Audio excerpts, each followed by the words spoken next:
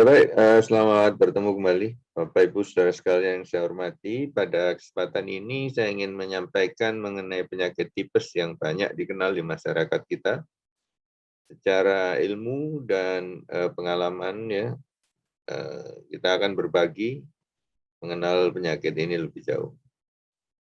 Jadi nama penyakitnya adalah demam tifoid atau tifus abdominalis. Jangan terpukau dengan kata tifus, sebab ada banyak penyakit pakai nama tipes, tapi yang dimaksudkan dalam hal ini adalah demam tifoid. Jadi ini yang kita maksudkan untuk penyakit yang satu ini. Masih merupakan penyakit yang banyak ditemukan, terutama di negara berkembang dan ya yang relatif miskin. Dan ini sangat dipengaruhi oleh situasi higiene sanitasi, situasi lingkungan yang kotor, kurang baik. Ini menyuburkan penyakit ini. Ada sekitar 25 juta orang sakit dalam setahun, dan memang terbanyak ada di Asia, di benua kita. Kematian bisa mencapai 200.000 di seluruh dunia. Dan Indonesia merupakan negara dengan wabah yang luas. Ya, jadi gambarnya itu masih hijau. Kalau hijau ini berarti semakin tua, semakin banyak kasus penyakit demam tifoid ini.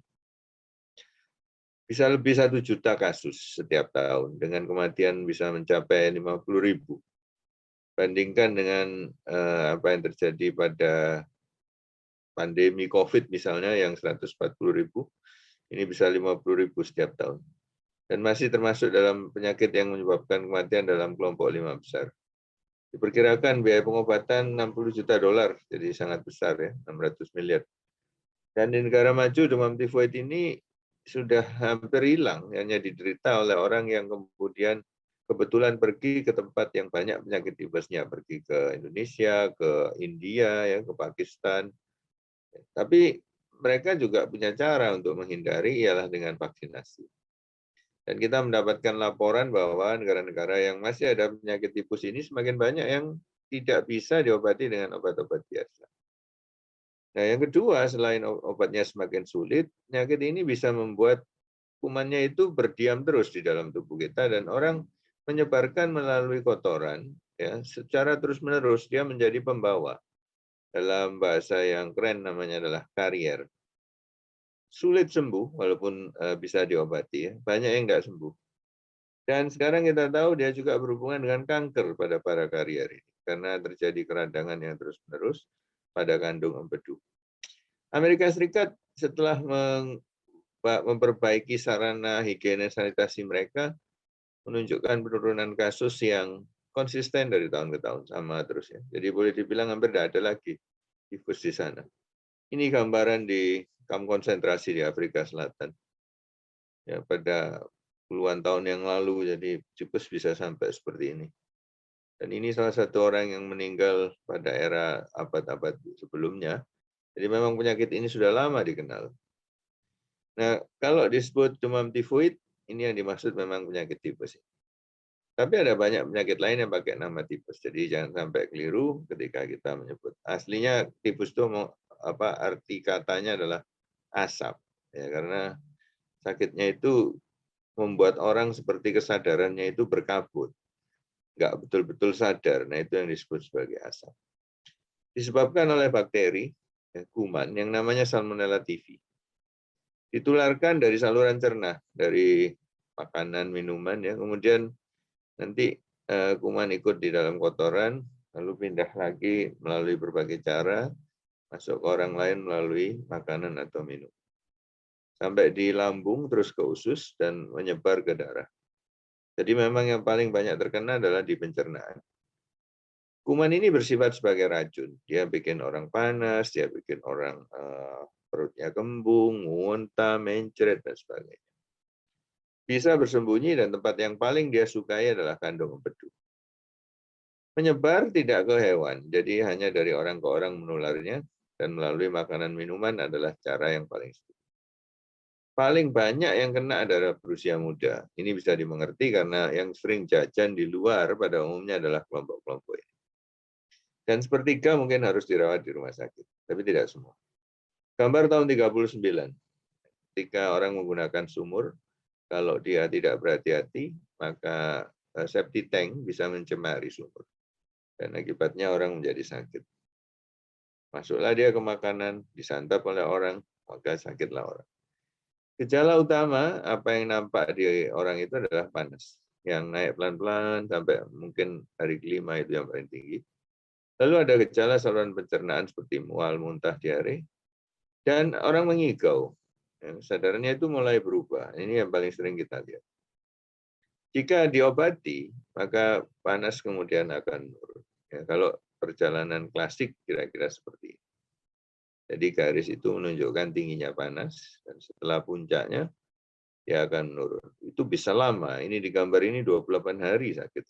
Jadi memang tidak selalu penyakit ini selesai dalam waktu singkat. Orangnya kelihatan sakit memang, terutama kalau dia panas tinggi. Kalau dilihat lidahnya disuruh menjulurkan, nampak agak kotor, perutnya agak kembung. Jadi dia memang merasa tidak nyaman untuk pencernaan. Nah, biasanya kita minta laboratorium. Ya. Yang paling bagus, yang paling tinggi adalah kalau ditanam, dibuat tumbuh kumannya yang menjadi penyebab tipes itu, tapi mahal dan sulit. Sehingga dipakailah tes-tes lain, terutama tes imunoglobulin yang bisa membantu kita sepanjang dipakai dengan benar. Lalu satu tes lagi yang namanya Widal sudah ditinggalkan di rumah sakit besar, tidak lagi dipakai, dan saat ini mungkin hanya ada di sarana-sarana terbatas. Kalau nggak diobati, sekitar 60% kasus bisa mengalami komplikasi pada 20 hari, sekitar minggu ketiga. Sekitar 15% meninggal. Pada minggu ketiga keempat itu biasanya panas mulai menurun. Kalau minggu ke-8 itu saat di mana terjadi kekambuhan, tapi jumlahnya hanya sekitar 5-10%. 5-10% ini di tahun berikutnya akan ada 1-5% yang menjadi menaun berkepanjangan.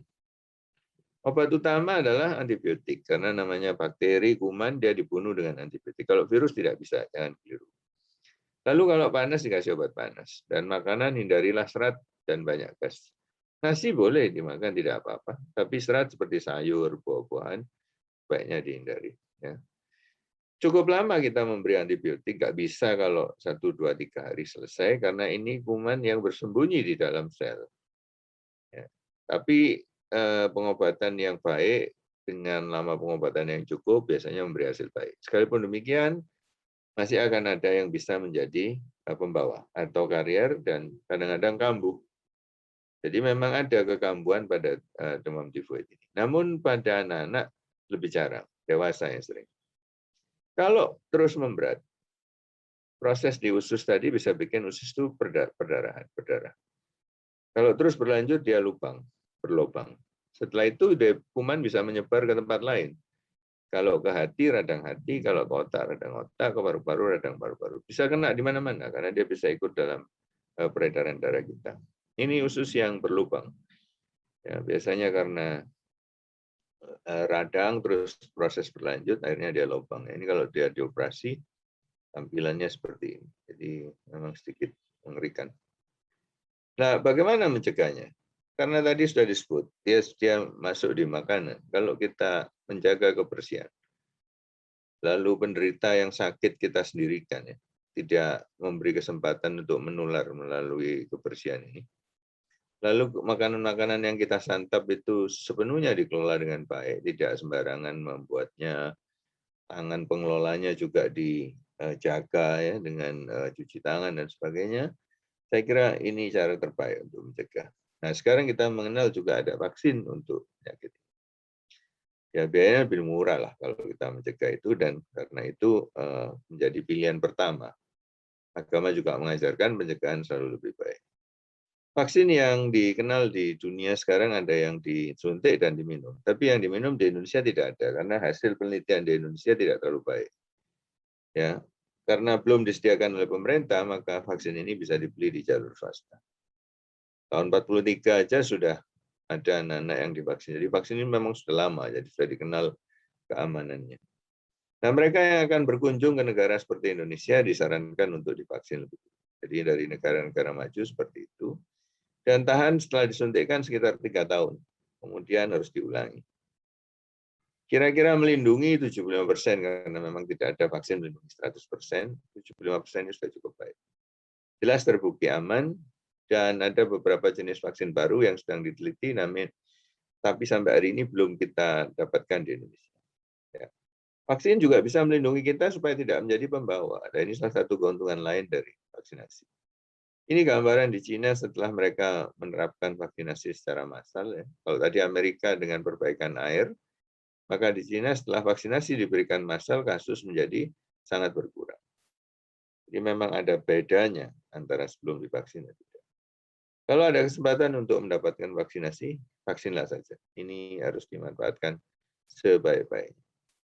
Sebagai penutup bahwa penyakit ini masih merupakan masalah sampai hari ini di puskesmas, di dokter banyak sekali. Dan nama yang benar adalah demam tipe. Biasanya panas, gejala saluran cerna, serta kesadaran yang ditandai dengan mengigau menjadi tanda utama. Kalau berlanjut akan muncul komplikasi yang berat dan vaksinasi adalah salah satu upaya pencegahan selain melalui kebersihan. Jadi higiene dan sanitasi adalah kunci. Kalau kita divaksin, biayanya jauh lebih murah dibanding biaya perawatan di rumah sakit, dan yang ada di Indonesia baru berupa vaksin yang injeksi. Saya kira demikian kesempatan kita untuk kali ini. Terima kasih untuk perhatiannya. Sampai bertemu kembali dalam kesempatan yang lain.